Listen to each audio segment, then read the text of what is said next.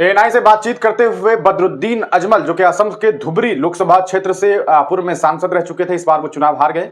उन्होंने एक बड़ा आरोप लगा दिया है। उन्होंने वक्फ बोर्ड को लेकर के और वक्फ बिल के बारे में पत्रकारों के द्वारा किए गए सवालात के बीच वक्फ की जमीनों पर एक ऐसा कहा सकते हैं एक ऐसा बयान दे दिया है जिसके बाद मीडिया में खलबली मच गई है।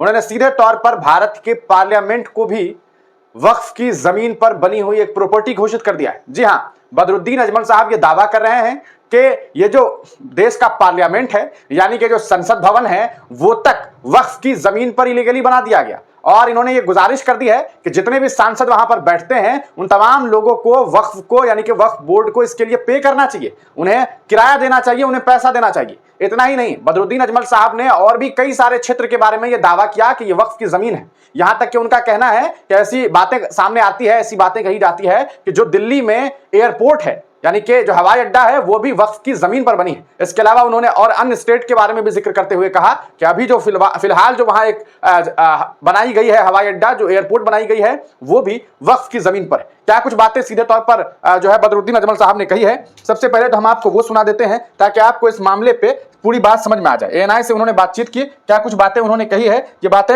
आपके लिए जाननी बेहद जरूरी है। सुनिए वो क्या कुछ कह रहे हैं। यही बात आपने भी कहा है कि बहुत सारी गवर्नमेंट प्रॉपर्टी, गवर्नमेंट बिल्डिंग हो या जो बिल्कुल बिल्कुल है, लैंड में है, बिल्कुल पार्लियामेंट। यहाँ तक के हमने 15 साल 16 साल में रहा हूँ, हर तरफ एक ही आवाज था कि पार्लियामेंट भी खुद, और आप लोग रिसर्च करेंगे मिलेगा, वक्फ की प्रॉपर्टी का लिस्ट आज पूरी दुनिया में आ चुका है। उसमें पार्लियामेंट है वो खुद भी पूरा का पूरा इलाका, वसंत विहार का पूरा इलाका, एयरपोर्ट तक, यहाँ तक के बहुत से लोग कहते हैं कि एयरपोर्ट भी यही वक्फ की प्रॉपर्टी के ऊपर बनाया गया। तो सीधे तौर पर अगर मैं बताऊं आपको, तो इन्होंने ये बात कही है कि जेपीसी को लेकर के बातचीत चल रही थी। इसी दरमियान उन्होंने ये दावा कर दिया है कि भैया ये जो हमारी ज़मीनें हैं, वक्फ की ज़मीनें हैं, उन पर जो है इस तरह के कंस्ट्रक्शन किए गए। AIUDF के ये चीफ हैं बदरुद्दीन अजमल साहब, और उन्होंने बड़ा बयान दिया है कि पार्लियामेंट जो है वो वक्फ की लैंड पर बनी हुई है। Will you demand parliament members to pay rent for the parliament buildings as claims suggest it is built on waqf land. Nilesh इसमें ask Abu Asim Azmi absolutely nobody can claim waqf land.